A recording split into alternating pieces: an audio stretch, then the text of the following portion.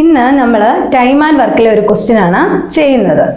നമ്മുടെ ക്വസ്റ്റ്യൻ ഇതാണ്: if 15 men can do a job in 16 days, in how many days will 12 men do the same?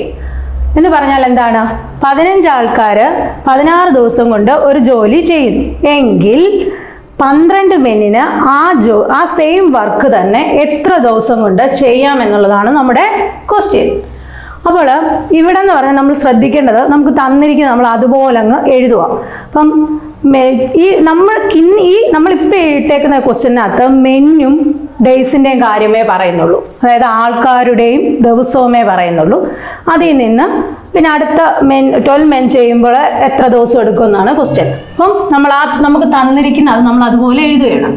ഇപ്പം 15 men ആണല്ലോ, into നമ്മൾ എളുപ്പത്തിലാണ് ഇത് ചെയ്യുന്നത്. 15 ഇൻറ്റു ഡേയ്സ് കൊടുക്കുക, ഇതാണ് 16 ഈക്വൽ അടുത്ത എത്ര 12 men.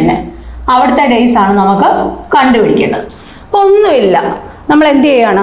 15 ഇൻറ്റു 16 ഇതിന് ഇപ്പുറത്തോട്ട് കൊണ്ട് ഡിവൈഡ് ചെയ്യുക, divided by 12 is equal to question mark. അപ്പോൾ നമുക്ക് ഡേയ്സ് കിട്ടും.